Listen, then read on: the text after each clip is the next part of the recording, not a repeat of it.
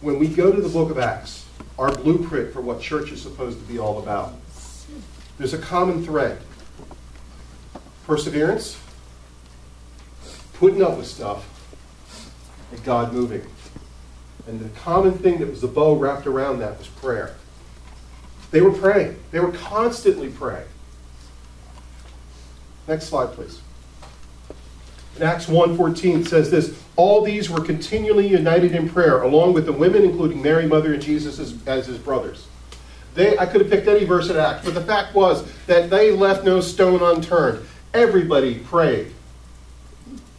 They were caught up in it. They craved the presence of God. Here's the verse that God nailed me on, by the way. I was whining one day about, Lord, but so much. I had that whole Moses attitude, that Jewish Moses attitude. Yay, Lord, but so much. You know, about the affliction and the nonsense that we put up with. Well, it says this in Romans 12:2. After you present your body a living sacrifice, which is your reasonable worship. God says this in verse 12. Rejoice in hope. Be patient in affliction. Be persistent in prayer. You know what God's saying to us there? Shut up and be grateful. Pray. Ooh. It's a father speaking to a son in strong words. Shut up your mouth, as Boris Badenov would say. Pray. We want a move of God.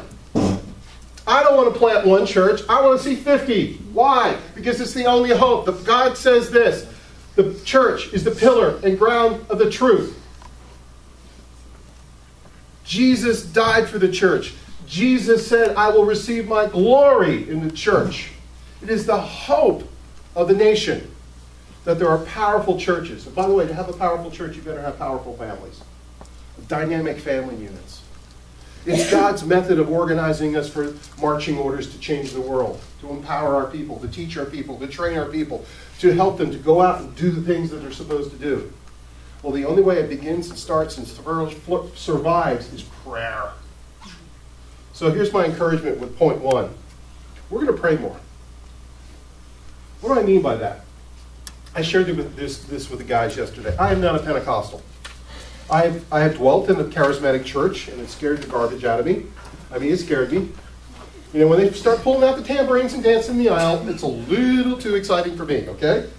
You know, when the men start wanting to dance and looking for partners, I'm checking out, okay? That's why I don't do the Messianic thing. Too many men wanting to dance. No, I'm sorry. I ain't going there. However, this is one thing I did learn. They know how to pray. A buddy of mine, Tom Brackett, who's now a Episcopal priest in Asheville, North Carolina, dear friend.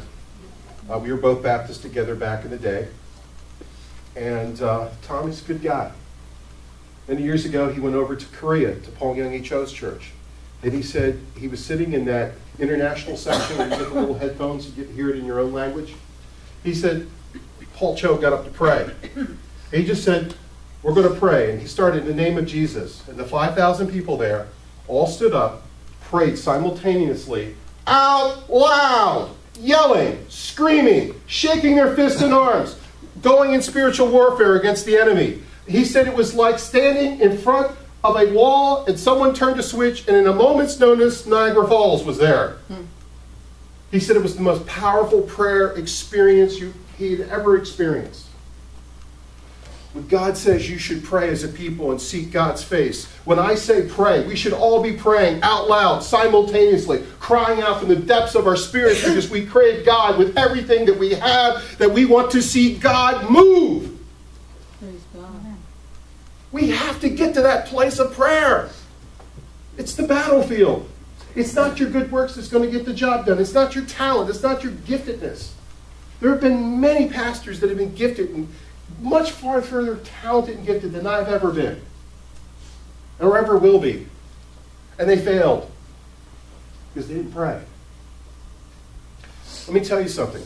When there's a war and the enemy lands to invade, when the gospel came ashore in America, it came ashore in 4 or 5 places. Philadelphia was one of them. Do you understand that at one point in time for 200 years, the only place in the British Empire that absolutely freedom of religion was here? Here. He landed 2.3 miles from here. This is ground zero for the gospel. What would you do if you were the enemy fighting that off? You would move your meanest, nastiest shock troops to battle that thing, to get it off your shore.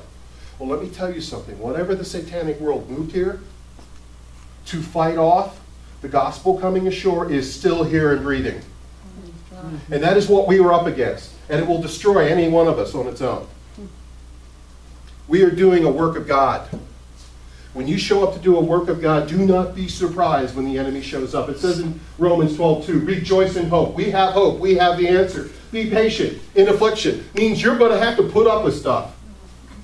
Which means I'm getting old and I'm hurting. Which means you might not always have enough money. Well, so what's that got to do with anything? Hal Hopkins, one of my mentors, said one time to me, he said, shut up, do as much good as you got with what God gives you, and he'll give you more. Never let the lack of money keep you from doing good. Be persistent in prayer. And that's the element we have neglected as a church. Ain't happening anymore. When the worship team gets together, I want you guys to pray. When deacons get together, I want us to pray. When the corporate board gets together, I just want us to have this persistent attitude. I mean, if you're leading a ministry in this church, you need to recruit 10 prayer warriors. I don't care if they're in Tuscaloosa, Alabama.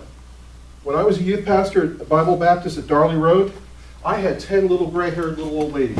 3 of them were Pentecostal. And I gave them a list of 5, 6 things every month I wanted them to pray for. And you know what something? I felt their prayers. Why did my youth group go bang and explode with activity? Why did we were able to start a magazine that went to 29 states, 3 countries, and Guam?